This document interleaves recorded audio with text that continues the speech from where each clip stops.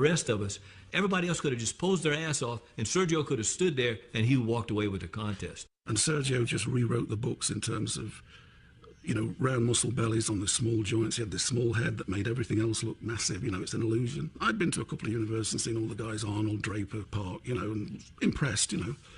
The first time Sergio walked out, I just went back in my seat. He ambled out. There was this, is this human? You know, it was like some sort of holograph that had been made out. The roundness of the muscles, the small waist, the size of his arms when he hit the poses. I've never shot back in my chair at anybody since. You know, it was just amazing. Though Sergio Oliva was in the best shape of his life in the early 70s, he was succeeded handily by Arnold. As one titan faded and a new one rose into the spotlight, it was the IFBB that was slowly on the rise as the 1960s came to a close. Well, yeah, along came the 70s, and you know, the culture of the country and the world was changing rapidly with, you know, pop music and everything. The Vietnam War was in full force, which then became such a political issue here in the States. And at that time, you know, when all sorts of wild things were happening, along came Arnold Schwarzenegger. Sending a letter to Arnold. Arnold called me back, said, "Joe, I don't have any money. I can't buy a ticket on the plane. I have nothing." All he had was his briefcase, you know, with his workout suit and shoes, nothing else. So along came Arnold, who was a blueprint for what you wanted in a bodybuilder, what Joe Weider wanted. You know, he wanted the best bodybuilder in the world to have charisma, a PR brain, a sense of humor, somebody who could connect with an audience. You could have almost written it and said, let's get this guy. I told him, I don't want to go home, I want to stay here. I'm near Los Angeles, the movies and everything. That's what I want to be. I said, okay, I'll pay you for your ticket to the plane. And I had a little business there in Florida, and he went to work, and he worked. He wanted to go to school, college school. I gave him money, gave him everything he wanted. And of course, his nemesis was Sergio Oliva. And he competed one-to-one against Sergio several times, in which a lot of people think Sergio maybe should have won. Just maybe. The problem with Sergio is that he was dealing with Arnold, who is just the smartest bodybuilder on stage ever. At that time, that was the first contest that he was on his mark, he looked good, and Sergio was a little bit off, and everything was right, and Arnold won. Because I well remember, we went back to the hotel that night. It was me, Dave Draper, Franco, and Arnold, and he kept saying over and over, I can't believe that I actually beat Sergio. That blew his mind that he actually had toppled Sergio. And then, of course, a few weeks later, he was able to beat him again at the Mr. Olympia. And it was really his decision. You know, he won the Olympia in 1970 and through to 75 for 6 years, to then concentrate on the Olympia, that then made the Olympia between 70 and 75. That's when the Olympia took over as the contest to win, to decide who's the best physique on the planet. And then after that, you got Joe's publicity machine behind him. And there's a certain synchronicity about the whole thing. Joe got the guy he wanted. Arnold met the entrepreneur he needed.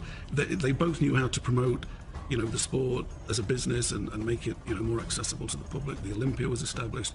Arnold started to train in Gold's Gym. So you had this synchronicity of, you know, the world's best bodybuilders, Zane, Draper, Franco, all in the same gym. You can't be thinking about yourself. You cannot be worried about what's going on with you. You have to go, okay, I'm ready. I've done everything I can do. Now what's going on around me that I can take advantage of? And nobody was ever better at that than Arnold Schwarzenegger. Coming off of wins in 1973 for Mr. America and the IFBB Mr. Universe, Lou Ferrigno continued his winning streak in the following year's IFBB Mr. Universe and the Mr. International. That same year, he entered the first Mr. Olympia, taking second. But it was in 1975 that Ferrigno's fortunes began to take an unprecedented turn. 1974 was my first competition in Mr. Olympia because I was currently the Mr. Universe twice. I won the IFBB Mr. America. And I knew I was competing against Arnold because he was my idol. I really wanted to beat him. I was only 21, he was 26. But I remember we competed together, even though he was much more superior. I only trained 3 months. I found out later on he trained a whole year for the competition. But I was on the same stage with him. In a matter of just a few years, I went from a kid who came 23rd place right on stage with the greatest Schwarzenegger. And I remember when I was on that stage with him, I said, this is such a big leap. No matter what happened in the competition, people are always going to look up to him and I. And it was incredible because it gave me the sense and the motivation to go push even harder, to train even harder. Guys like Arnold and I back 30, 40 years ago, most of the big guys would go into pro football. But Arnold and I were like the two biggest guys in bodybuilding. So when Pumping Iron came out, the public embraced it. It affected everyone. Like Franco, everybody got a lot of fame. But mostly I, because we were like the giants of bodybuilding. And Arnold always felt that eventually I was going to surpass him. He always said to me, if I had your body, no one would beat me for 15 years. So basically, the beauty about the two of us is that we got involved going the mainstream, go with the film. Like I did the Hulk, he did Terminator. So it made us the household name, and it helped everyone out. With Schwarzenegger and Ferrigno both moving on in the wake of their newfound fame, the competitive stage had opened up once again. 1976 began with the birth of one of the sport's greatest rivalries, Frank Zane and Franco Columbu. Well, that year was going to be me, Franco, and I think Robbie Robertson, a couple other people. I really wanted to win that year because I trained the whole year. But doing the Hulk, it changed and made me so well known because if I walk down the street, everybody knows me. Nobody knows who Franco is. So I made that decision. That's when I came back to competition because I wanted to stay in the game. But I could not pass the Hulk up because I was the Hulk my whole life. It's a wonderful opportunity. Unfortunately, it had to happen before I was able to compete. The bodybuilding has always been a progression. The prize money gradually crept up. In '76, I think the total prize money that Franco won was $5,000. Frank Zane and Franco never got on, even to this day. If you talk to them, Franco particularly will tell you he beat Zane 20 times. Well, he never did. You know, Zane won more than Franco, but they were polar opposites in personality and physique. You know, Franco had a great back, striations, so he won more on, you know, the impact. Zane was like a walking statue. You know, he practiced his posing to perfection. You know, there's every pose was thought out so that the waist would be kept slender, the leg would be splayed out to show the quadriceps and calves and everything. I think I was much more meticulous than anybody else that competed at that time, and probably even now, because that was my background. I was trained in the sciences. I was prepared to teach chemistry.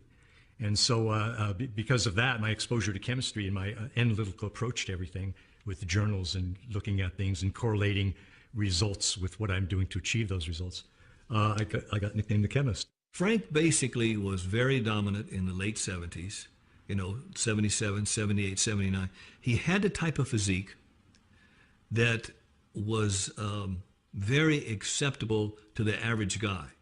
And I don't mean in any kind of negative, but the average guy could say, hey, if I trained hard, I could probably look close to that. And, you know, I basically had a goal. I wanted to make the most of my physique and go to the top, win Mr. Olympia, and however long it took. You know, 1977 was already my, what was it?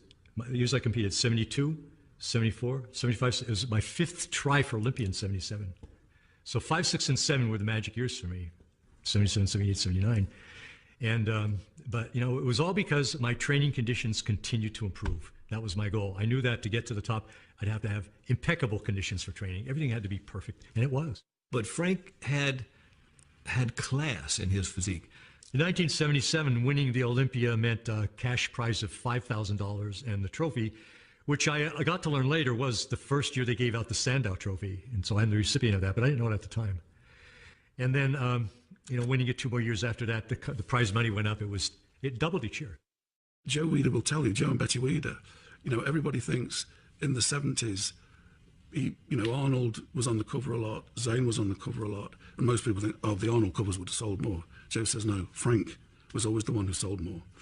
Until Arnold became a film star and everything, and that went to a different audience. He could have been the icon Joe was looking for if he'd have been the personality of Arnold, but that wasn't him, you know. In one decade, bodybuilding had skyrocketed from a growing sport to a booming industry. Fast on the heels of such unprecedented exposure came an age of rampant controversy, starting with the 1980 Mr. Olympia. That was the victory, that Arnold, last Olympia victory of Arnold in 1980, which was hugely controversial. I've spoken to Arnold about that, and he's told me, you know, this is in the past 2 years or so. He was a little bit annoyed. Two things happened. He was signed up to Conan the Barbarian, and it was supposed to start shooting in something like 79 or something. They delayed and delayed and delayed until shooting wasn't going to start till late 1980. So he'd streamlined his physique, but to get to be Conan, he started training again, started putting on size. But it kind of like educated the public, like, I'm so active, I still got this physique, I'm doing a Conan movie, but you have to have an audio, and his audio fitness. It was a smart move he made. So I learned from that, because in the point of view, you want to stay in the game, being active, you don't want to lose your fan. But he was also very irked by people like Mike Menser, who sort of debunked Arnold's training theories. Arnold was a volume guy, trained 6 times a week, twice a day, 20 sets of body part. Menser was trained 4 or 5 times a week, 3 sets of body part, you know, high intensity. And sort of, it really knocked, is a word we're using, Arnold. He wanted to teach these guys a lesson, you know. So even Zane said to him, who he was very friendly with, you know, you're making a comeback, aren't you? You're putting so much into it. No. He told everybody, no, I'm going to Australia to do commentary for CBS. You know, I'm not going to do it. But what happened is I had an accident where I fell into my swimming pool and basically severed my urethra, smashed my urethra, and had internal bleed. You know, it was awful. I almost died. Went into shock. But I ended up going in the contest anyway. It was an error in judgment. I was encouraged by Arnold to go in. That was his ploy, was to get me. Basically, I think he was getting even for the year before, 79, when I won the Olympia. Then I embarrassed him. Apparently, he asked me. He said, I was coming off stage, off stage with the trophy. He says, "Frank, what's it like to win Olympia this year?" I says, "Arnold's even better than when I beat you for Mr. Universe." And that really, they aired that, and that really made him angry. And Arnold said to him, "Frank, it's not about friendship, it's about strategy." He didn't want Frank to get the extra incentive, say, "Oh, you know, I better put the pedal down on this." So he went to Australia, and everybody thinks he's there to do commentary. And then the night before the contest, he enters. And of course, that sent shudders through the bodybuilding world at the time. He went to the competitors' meeting, and this riled a few people up. You know, Samir Binu said something, and Arnold argued with him. And the comment was made about Menser said something, and Arnold said something about Menser's waist hanging out last year, and that's why he didn't win, because his waist is hanging out all the time. And at that, Menser attacked him. He jumped Arnold. And some people pulled him off. Bill Pearl was one of them. And that was it, you know. This was hotheads going at it. Well, it's interesting, Arnold came back and wasn't in his best shape. But like I said before, like Joe said, go back to your roots, because Arnold always used bodybuilding because he had the fitness world to back him up. And that was a good point, because I think if he came second and third, it really didn't matter, because he was already 5-time Mr. Olympia, 6-time. So he had a name. And most people to this day say he shouldn't have won the contest. I never heard Mike Menser say he should have ever won the contest.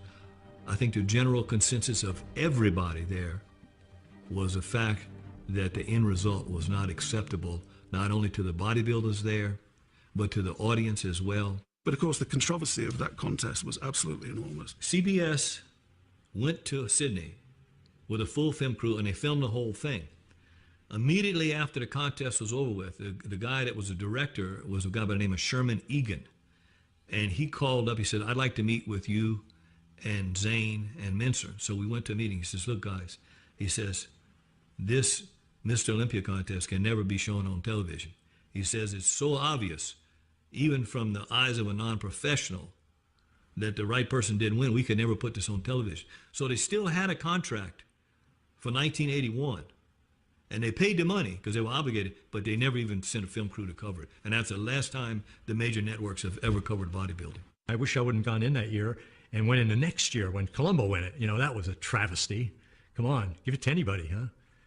I mean, that could have been incredible that year. But I passed the following year for political reasons. Everybody was mad at each other, so, you know, we didn't go back to compete that year in the Olympia. The 1980 Mr. Olympia left a lot of people very bitter. And for maybe some egotistical reason, we decided that we were not going to enter the 1981 Mr. Olympia. And Franco, who was always 2 steps behind Arnold, makes his comeback from a leg injury a few years before, when in the World's Strongest Man, they dropped a refrigerator on his leg and broke it. And he won that contest. Now, to most people, that was a bigger controversy than Arnold. You can see why Arnold could have won, but not many people can see why Franco was the winner. Once again, Chris Dickerson had to settle for second place.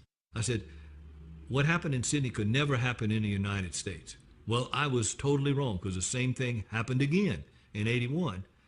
But people only choose to remember 1980. You'd have to go back and really, because I didn't go to the contest, I kept my word, but you'd have to ask people like Danny Padilla, Chris Dickerson, Roy Callender, Tom Platz, how they felt about it. because they must have really been discouraged after repeating the same thing the year before. The dust gradually settled. 1982 saw Chris Dickerson become the first African American to win the Mr. Olympia after more than a decade of competing. The following year, Samir Banu, the Lion of Lebanon, claimed his Mr. Olympia victory. 1983 in Munich, Samir Banu always got tremendous shape, massive arms, great back, but always held water. In 82, in my opinion, he was fourth. He could have won because he'd got rid of the water. He'd learned how to get the water out of his system. I mean, at the very least, I felt that the show was between me and Chris Dickerson. 82, I went to London bigger than ever for the Olympia, and Dickerson one, I was a little bit too big, maybe. My feeling is first or second would have been much fairer than coming in fourth. So, yeah, I made up my mind that since I peaked properly for the 82, I decided to go to Germany for the 1983. Miss Olympia was held in Munich. I left early, 6 weeks prior to the show. I did my homework. I even was more focused because I want this thing so bad, you know. So here I'm preparing for the first go round, man, and I peaked at 243 pounds. I entered the show at 233 pounds. The same weight I won the IFBB World Championship. So what happened to the 10 pounds? What happened? Yeah, I put myself through, tough preparation, and good enough, we managed to win it. We got it done. He came out and he had a Christmas tree back that like nobody had ever seen before. Massive arms, and he won the contest. I went into that show, I placed third. You know, Samir won it that year, and I think Muhammad Makawi took second. I took third, Frank Zane took fourth. And already I could see the tide turning, as Lee Haney placing third ahead of me and Samir winning it, I figured, well, this is it. I got to retire sometime, now is it. I'm in great shape. I'm going out looking my best, so that was the last show. I think being Mr. Olympia for Samir, he had to travel a lot of, he wasn't as prepared for 1984 as he was the previous year. And I don't think anybody was prepared for Lee Haney. Lee Haney came along with a combination of size and good aesthetics. There was nothing blocky about Lee. He had a great shape. And part of that, by the way, is because I always describe him as a guy with mastodon muscles but not mastodon bones. Haney got into bodybuilding because he broke his leg twice playing high school football.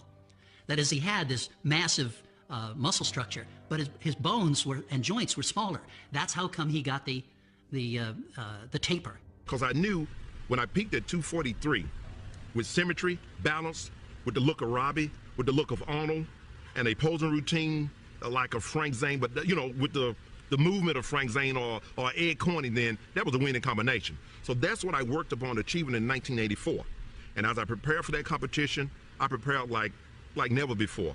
Lee Haney took notice to me because he saw that I trained so hard. And Lee Haney came up to me and goes, hey, I'm getting ready to go into the Olympia. Would you like to train with me? He was the most intense guy that I've ever trained with. I mean, intense in every sense of the word. Rich would leave it all in the gym when he trained. I mean, foaming at the mouth, drooling the whole 9 yards. That's how Rich was. And then what was even better is then I went with Lee Haney into New York for his first Mr. Olympia win, and he won that show. And it was just one of the greatest experiences. I turned pro, and my good friend ended up winning Mr. Olympia. All of that came together at that 1984 Mr. Olympia. When they raised my arms in victory, man, I felt I was on top of the world then. And I knelt down on stage, and I thank God for what he had done and what he had allowed me to do. I'm this 21-year-old cocky kid thinking, man, I could go right into the Mr. Olympia, and win the show. And I still knew there was Lee Haney, this Lee Haney who's just at that time was a freak, real wide clavicle, little waist, huge back, thick chest. Rich Gaspari, he was responsible for a certain evolution of bodybuilding until he came along as a pro, made his pro debut in 85, his Olympia debut in 85 and got third. He was 22 years old. And now I'm this kid, 22 years old coming in third place, and I was like a bit disappointed, and people are like, what are you, crazy? You're 22 years old, you're first Mr. Olympia, you come in third place in that show. So I was like, wow, this is easy. I'm just gonna do it again and I'm gonna win the next year. And it just never came out that way. Nobody ever seen that hardness, vascularity, and the ripped glutes. This was a new thing. I brought something different to the sport that no one else had at that time, and that was striated glutes. I was known for my butt, for being the hardest bodybuilder at that time. So I set this standard in the sport, and then going into the Mr. Olympia, I became one of the favorites now. It's amazing. Each year brought about something different or another different turn in my life because, as you know, I was a father as I trained for the Mr. Olympia competitions. And then it was all talk in the magazines that Rich is favored to win. Rich could beat Lee Haney. And in my mind at that time, it's like, you know what? Maybe I can beat Lee Haney. Even though he was like this guy, my great bodybuilder. Now, mind you, just to remember, we were living in California together. Now we both moved. I moved back to New Jersey. He moved to Atlanta. We still communicated and talked. We were friends, but I was very competitive. And as a friend, I still wanted to beat him. I've always looked at my training for a Mr. Olympia competition, even as the NPC Nationals competition, as my job. I'm going to work. When I'm at work, give my very best. Don't have slack on anything, because I've been taught that, to work as though I'm working unto God. And if you're working for the master, then you're going to give your all every time around. And I wanted to make a year's worth of gains, because I figured if I didn't compete, that I was going to get better and go into the 1987 Olympia and win. And that ended up not being true until 1988. I come in second again, probably the best condition that I could be in, but again, it wasn't enough to beat Lee Haney. But then there was another bodybuilder, and it was Lee Labrada. He was known for his, symmetry and structure and, the mass with class. Entering the pro ranks at 175 pounds can be a daunting challenge for anybody. Lee Labrada came along at the same time, and there was certain aspects. Lee had great proportions, could present himself well, very polished, big arms for a little guy. In '89, I mounted a serious challenge to Haney for the first time. But I came in a solid second. And I was a crowd favorite because we were competing in Rimini, Italy at the time. And of course, the Italians have an eye for aesthetic physiques, with the Roman heritage and that type of thing. So I was very popular there. And you had Sonny Smith, Vince Taylor, a lot of great champions, Lee Labrada. I think Rich, I call him Rich the Itch, never would go away. Coming from second and now dropping to second and then losing to Lee Labrada and Vince Taylor. And Lee Haney again won the show. And I geared up for 1990, and I thought that was going to be my year because that was the year that they had the drug testing, and I knew that that with my natural genetics and the like, that I would be able to put on a very strong showing, and I got to tell you that what was running through my mind as came down to the wire, and the announcer said, and the winner is Lee, because we're both Lees. It was like a feeling of being like at the edge of a cliff. And I got to tell you that I was either going to jump off and soar, or I was going to fall to the bottom and crash. And it was the feeling of a free fall when Haney's name was called for first place. But again, it was the size factor that Haney had. It was like, well, you can beat me on that, but take that, and it went like that.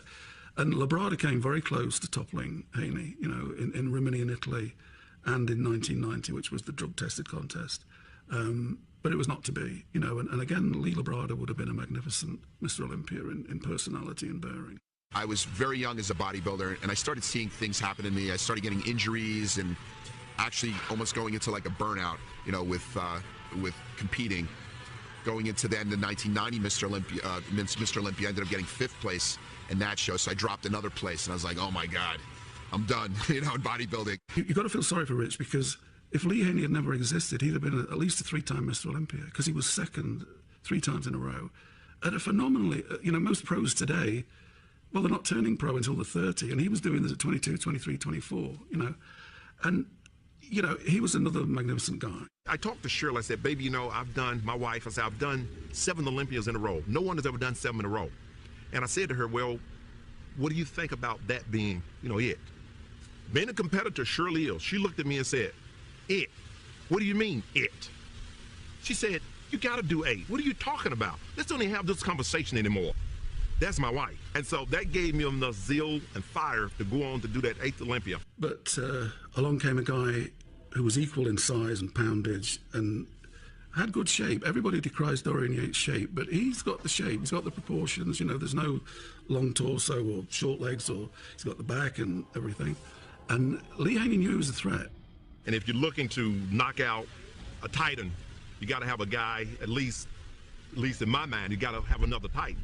And they went at it in Orlando in '91. The symmetry round, Lee Haney won. The muscularity round, Dorian won. I don't know if it's the first time, I haven't seen it since, where there's just a 2-man hose down. It was Dorian Yates and Lee Haney, and I was the first guy to go on stage to have the stature and the body weight to stand next to Lee Haney. And I enjoyed being the underdog. And the crowd was going nuts, these 2 big guys. Nobody'd seen 245, 250-pound guys, two of them going at it in condition, you know. And it took 4.5 minutes, because I timed it, for them to do the then 7 compulsory poses, and they gave everything, you know. You couldn't be beat. That was my mindset. That's what I worked on my entire career. And it all came together when I chose the music Excalibur. That was the return of the king. In 1984, his first Mr. Olympia, he posed the theme from Excalibur. And so the certain symmetry took place, because his last contest he posed to Excalibur again, gave this magnificent performance, and of course won the posing round. So I went into that competition in perfect peace.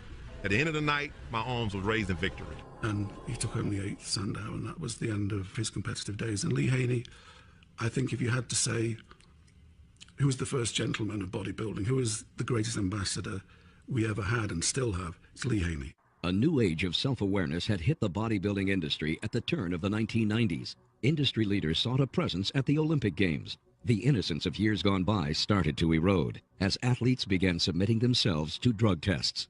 Well, I think the feeling was that there needed to be drug testing because, you know, there was a hope. Ben Weider wanted to get bodybuilding into the Olympics, so we had to sort of approach IOC standards in drug testing. We all got notified that they were going to be instituting a drug test in, I believe, like October.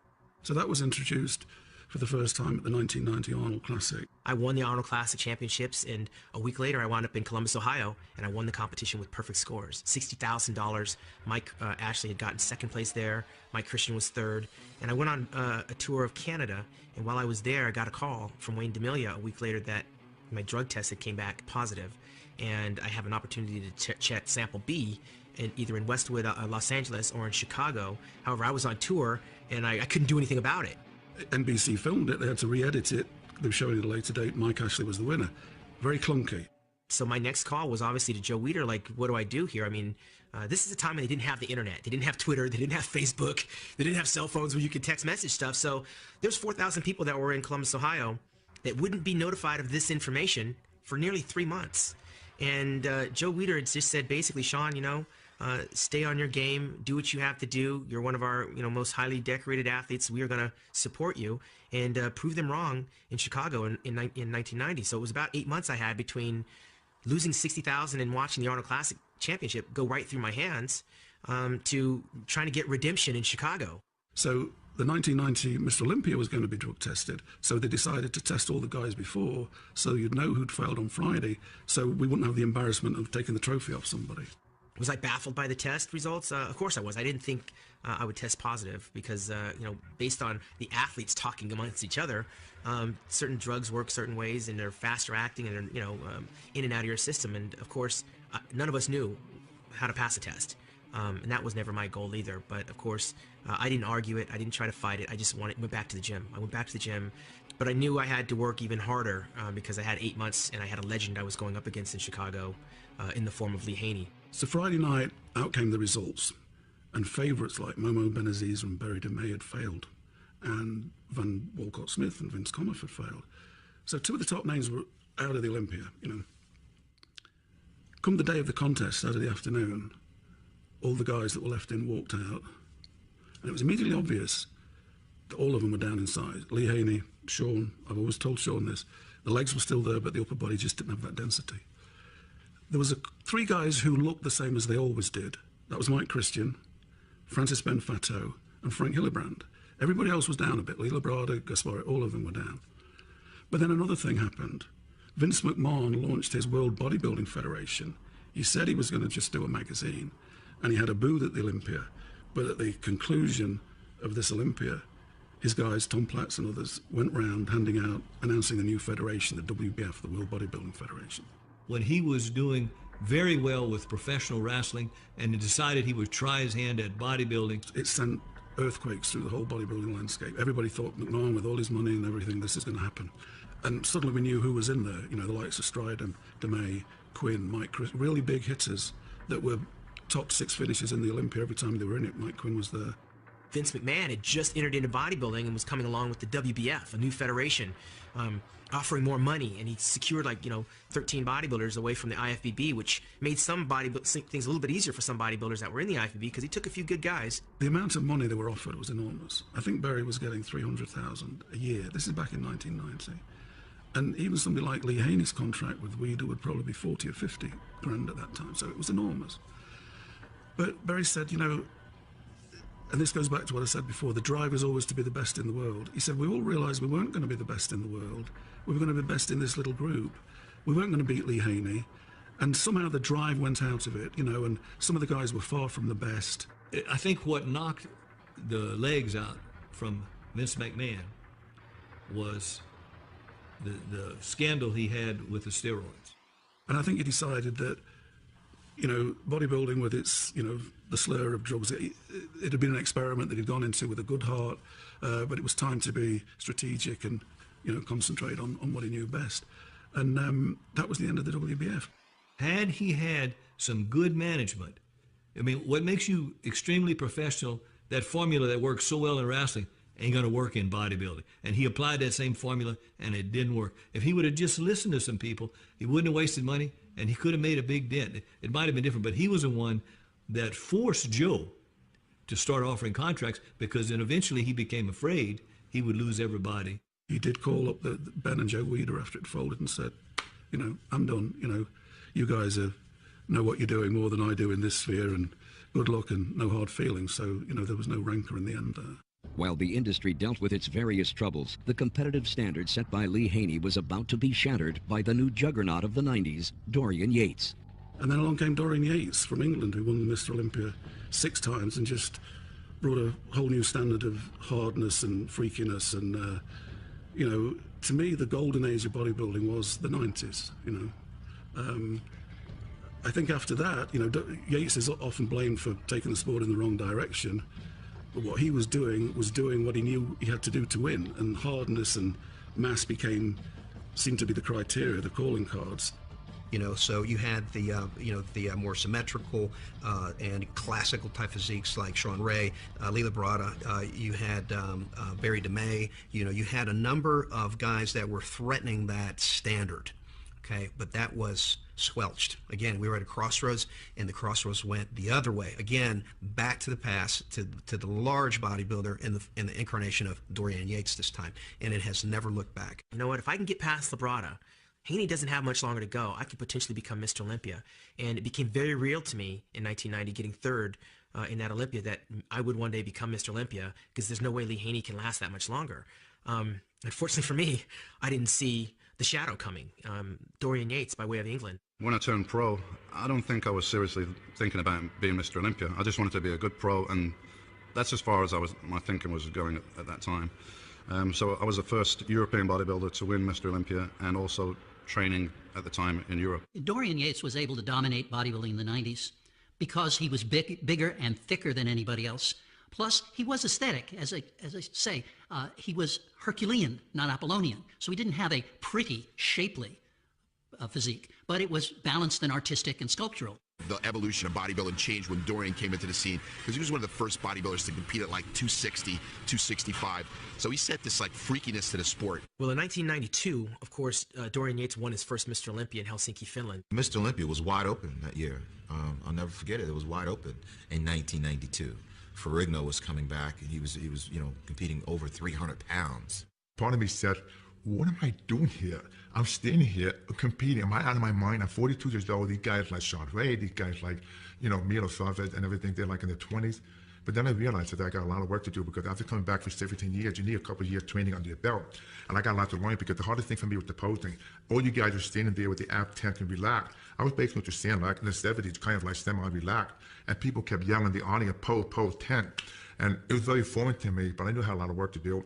To be honest, it was a little bit hard for me that year, because I didn't have any one person to focus on. I got to beat this guy, you know. There was a whole bunch of guys that could have possibly won the title, so it was a little bit hard. And also, it's a barrier to get over. Could it really be me? Could I be the best in the world at my chosen sport?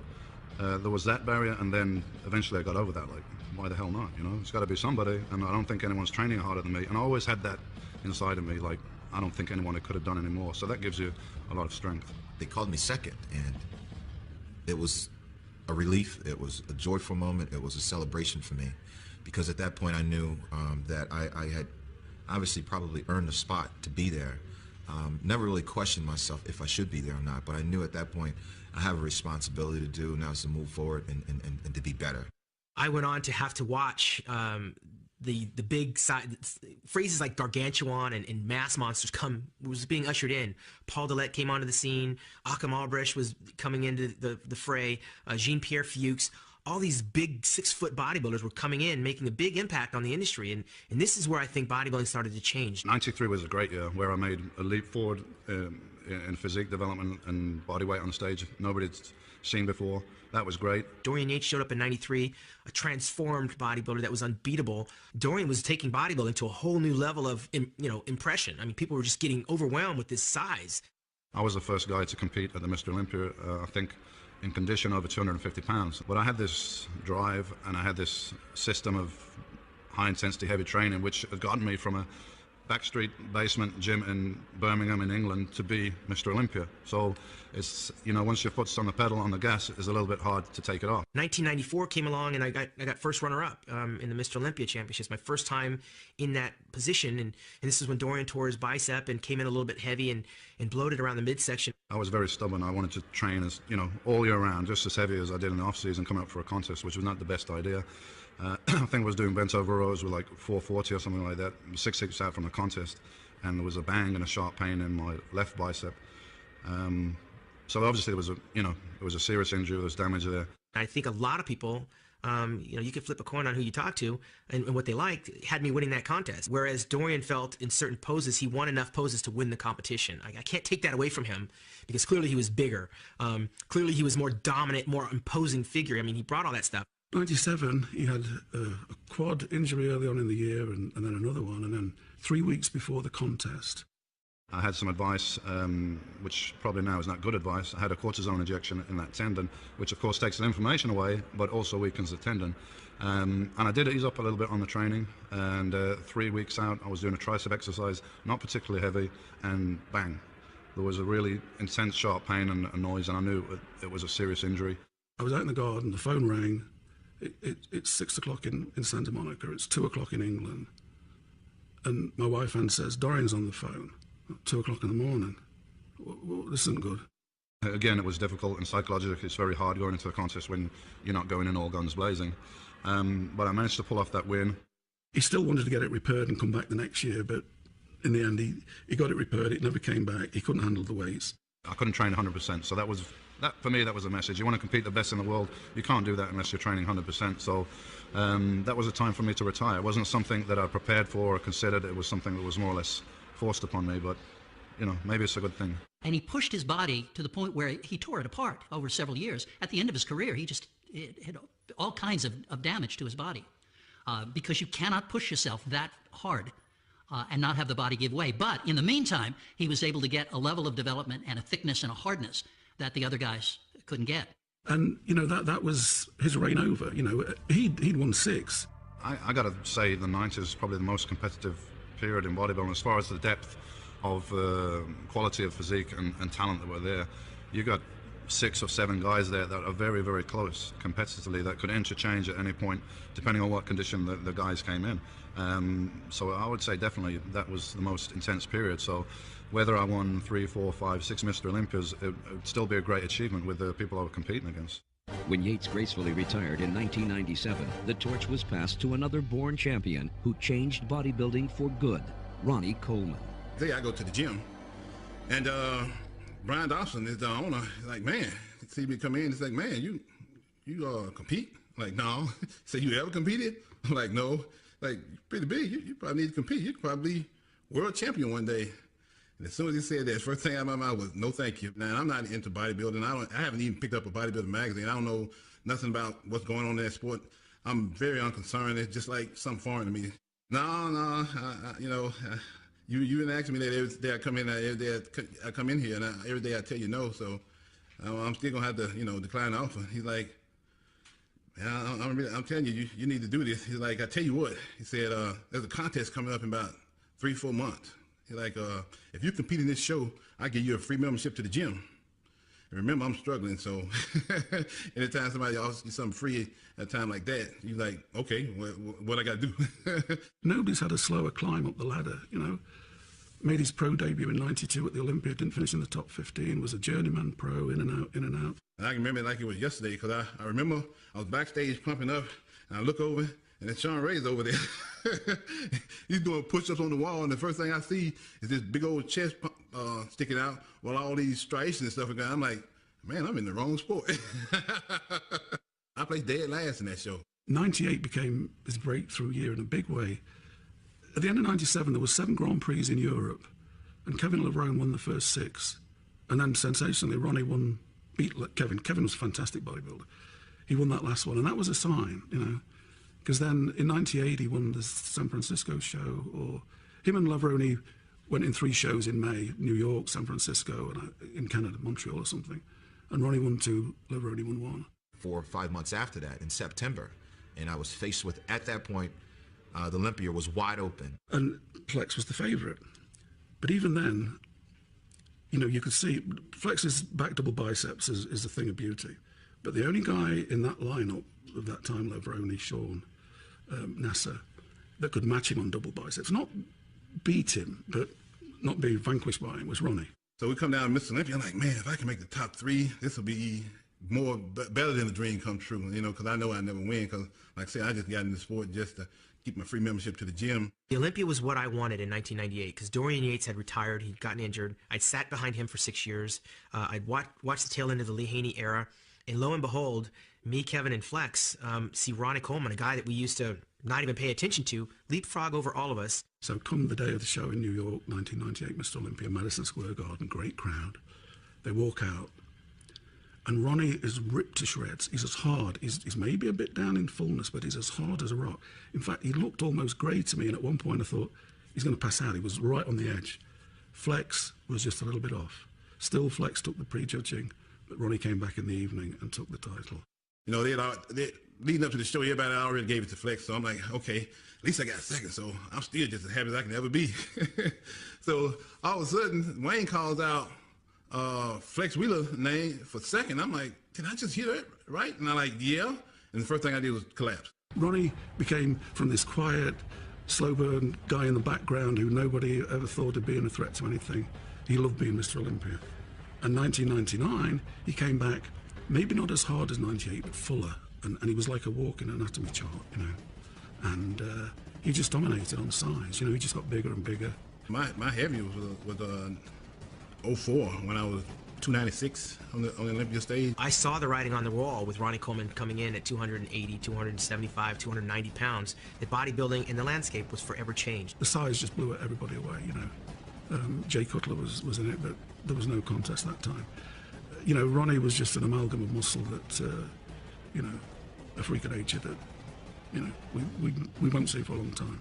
Ronnie Coleman reigned supreme until 2005, tying Lee Haney's 8 Mr. Olympia wins. Coleman even won 4 Mr. Olympia contests over the man who would, in time, come to eclipse him, Jay Cutler. You know, I always wanted to be somebody. I picked up a magazine when I was 12 years old. I saw a picture of Chris Dickerson and my sister's boyfriend. He had some old magazines laying around, and I was just overwhelmed by what the body could look like. I couldn't believe it. You know, I had seen superheroes before, you know, Batman and Superman in cartoons, but I never saw in real life a physique look like that. And I just, you know, I marveled at it. I just couldn't believe that this was actually attainable. So here I am from small town USA. My dream is always to go to California and train amongst, you know, the pros I read about in the magazines, but it can be possible because these other guys did it. In 2001, Jay Cutler nearly beat Ronnie, but after that, Ronnie, you know, reeled off another few victories. I knew then that I had something that I could battle Ronnie with, and that was really what drove me into 2001, where I was a much better athlete coming into Mr. Olympia. I took the whole year to prepare. Now I have the fans behind me because now I was an underdog, and I was happy. I was ecstatic to be second place. That was almost as great as winning to me because I was really competitive, and a lot of people thought Jay should win this competition. So Jay was always finishing second, apart from 2002 when he didn't compete in the Olympia. In 2005, it was very, very close. Personally, I would have given it to Jay, and Jay was absolutely devastated by it. So I felt in 2005, I matched Ronnie Coleman like in a lot of poses, including some back shots, which I never thought I did. I improved a little bit there, and he still was definitely at a different level. But in 2006, he finally beat Ronnie. When we were building up for the competition, you know, of course, became a Ronnie and Jay show after all these years, after being second, you know, 4 times in a row. Of course, it's, you know, it was almost like Ronnie Coleman, Jay Cutler, Mr. Olympia. So when I won, and knocked off the champ, which he was going for his record 9th Mr. Olympia. He had already won 8. It was a huge monkey off my back. And of course, after that, Jay won in 2007, and some people thought Martinez had won, and then Jay lost in 2008 to Dexter, and it seemed that Jay it was over for Jay. Going back and looking at Jay from the previous years, each year he was getting, he wasn't getting much better than he was the previous year, so he was getting worse and worse. I said, well, I think I can beat Jay. So my trainer at the time, Joe McNeil, and I, we put our heads together, came up with a game plan, man, and we went into the Olympia. Full steam ahead. I just knew I could beat him that show. I knew he wasn't going to be on because he's trying to play. After me winning the Arnold and all that stuff, it was the battle between me and Jay. So I knew he was going to try and play my game. So that's how I beat him in the GNC show of strength, because he tried to play my game and tried to get shredded and come down. And he lost a lot of weight and tried to get just as hard as me, and that's how I was able to beat him there. Well, I knew he was going to do the same thing for the Arnold Olympia in 2008, which he did, and I was able to pull it off. And Dexter did win it deservedly. Dexter, was shredded, had great shape and fullness, had got all the body parts. Jay was a bit off, so it was Dexter's year, and he won deservedly. But when I won Mr. Olympia, I can't really put in words how I was feeling, because it took me 6 months to even acknowledge that I'm Mr. Olympia now. That really took me that long. People would come up to me and they would be like, how are you, Mr. Olympia? It's like, man, I'm Dexter, you know what I'm saying? So it took forever for me to accept that name and that title. So to actually win and be on stage and just everything came out, all the dreams and everything that you can imagine that you went through in life, all the sleeping on the floors and all that stuff I put my family through, all that stuff came out on stage that day, man, to win that title. So it was like, I won this title. That's what I sacrificed, to get here. And then he reinvented himself in 2009. When he walked out, it was like, wow. I can't really fear any of that, and I can't fear losing because I've already lost the title and won it back, and I was the first guy to do that. And I'm only thinking victory. And he just rewrote the record books with that type of physique, and then took it again in 2010. Never really been a goal to be that all-time winner. I never thought 1 was attainable. Now I got 2, 3, 4. Jay, I have tremendous respect for Jay, on so many levels. He's like a great bodybuilder. I don't think I've shot anyone that wide as Jay. He was a true freak of his time. This is what established, Jay Cutler. This is who I am. And I fell in love with this iron game for so many years ago when I mentioned I was 12 years old. And now, look what I've achieved. I've become the best in the world at something. That's everyone's dream. With the transition into another decade, one massive king gives way to another. One whose talents have a decidedly gifted future for bodybuilding. Although I didn't have as many struggles in the amateur ranks, I definitely felt that, I had to learn quite a bit being a professional, because I wasn't being embraced by all the other guys, because they're saying, well, who this punk kid? He only competed for 2 years and he's pro and he's on the magazines, he's got sponsorships. It just taught me that the only way I was going to earn the respect and the love was to compete at a high level, and that's just what I did, and I made sure of that. I was very confident because I just knew in my heart that I'm going to shock the world. I just remember Jay shaking my hand and just saying, you're the king now. And when he said that, I just realized, you know what? He's right. If I believe in it, he's right. If I don't believe in it, anything can happen. I could lose this thing next year. I truly feel that my type of physique is going to recharge the sport a little bit. I think my physique is still growing at the age of 31. So who knows how big I may get. But at the same time, I'm not stupid. I know what got me the Mr. Olympia title. It wasn't trying to outmass anyone. It was about being more aesthetic, but yet having the muscles round, like very cartoonish, and having sharp conditioning to make those muscles stand out even larger than life. I think after we watched Phil Heath win this Mr. Olympia in 2001, one thing is sure, bodybuilding is alive and well. I look at Phil and I think about myself. I think about Sean Ray. I think about Flex Wheeler. I think about size with class, mass. Sean used to say that all the time. I think about Lita Brada. I think about Gaspare, the cuts.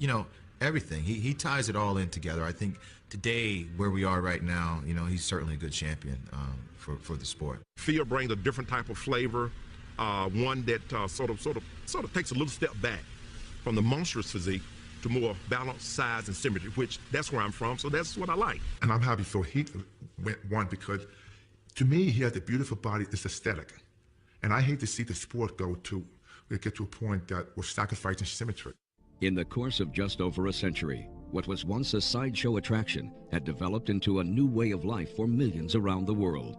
Men who brought discipline, scientific expertise, and unrelenting dedication have inspired each successive generation to studiously build upon their achievements. Bodybuilding as a sport has as much to offer its competitors in return as they are willing to dedicate of themselves. Like the training regimes, business practices, and the athletes, bodybuilding will always be changing. It will never cease to evolve. A lot of sports have evolved. You know, we use the term evolution here. What I described before, going from Eugene Sandow to Yates and guys who came after, that was evolution. But evolution usually means, you know, a process of improvement. And I'm not sure, in many ways, I think the evolution of bodybuilding has peaked with the 90s, and we're not going forward with creating the perfect human specimen. I think the guys now are generally bigger, but the conditioning is not as keen as it was in the 90s. So yes, the bodybuilders are bigger. Are they better? Not necessarily, I don't think. You're talking about 18 almost consecutive wins, you know, almost 2 decades of champions, Olympian champions that were freaks, you know. And it seemed that the fans liked the freaks. You know, they liked the, you know, even to this very day, you know, the freak sells, you know, Dorian sells, Ronnie sells, Jay sells. So over that 20-year period, could it have been different? Possibly. Just think, Sean, if you won Mr. Olympia, or Kevin won Mr. Olympia, or Flex won Mr. Olympia, how things may have changed the tide. It's more of a freak factor nowadays. And I think the whole society is changing towards that. How photography is today, if you're looking at any bodybuilding magazine, and it's a natural evolution with how the physique looks today. It's all about shooting big weights, you know, huge muscles, using like wide angles just to enhance it. So I shoot differently. Before I could use like a telephoto lens, you know, to shoot everything, because it makes everything in proportion, like the eye sees it, or a little bit more compressed maybe. And now you know, we use a lot of wide angle lenses used to make an arm look super big, because that's what the latest fashion is somehow. The youngsters that are getting into this sport look at the magazines, they look at the bodybuilders that are at the top now, and they realize that to get there, they're going to have to do things that they don't want to do. I look at where it is now. It is a little bit different from my eyes. You know, golly, man, I like a 63 Chevy. You know, I got a 74 Corvette. I think I'm cool. But, you know, things change. I hear all the time people complaining that the bodybuilders are too big.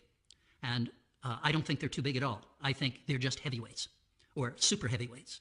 The problem is that the smaller bodybuilders just don't get enough recognition because there aren't weight divisions in the pros. There are in the amateurs. Bodybuilding is not supposed to be about mass. It is supposed to be about sculptural perfection. And if you have a guy who's 5'9", 225 pounds, absolutely perfect, he shouldn't be standing next to somebody who's 295 pounds, any more than the middleweight boxer should be forced to fight the heavyweight boxer. Weight divisions restore the aesthetic quality to bodybuilding. It's hard to say if we're heading in the right direction. It's just the evolution. It's going to get there anyway. I think the evolution of bodybuilding is along several lines. I think it's evolution in some sense, like nutritional supplements and awareness and what's available and what's known about it now. The science of longevity, that as well, equipment design and the quality of equipment, and just what's known about training methods and all the stuff. There's more tools available now than ever before. I think that pro bodybuilding is going to come back to a state where the physiques are more attractive from a classical sense. You know, I think that we're going to come full circle. I always feel that bodybuilding is going to be there. I'm not sure if bodybuilders are going to get to the 300-pound mark. They probably will. And they're probably going to have bigger prize monies, but it's still going to be kind of like this different type of cultish kind of sport. But I still think it's always going to be there for the future. I just loved what was happening. I felt proud that I was doing something worthwhile, but I couldn't afford to make a single mistake. Where we are here today in the evolution, I think it's bodybuilding is positioned right now the strongest that it's ever been in the history.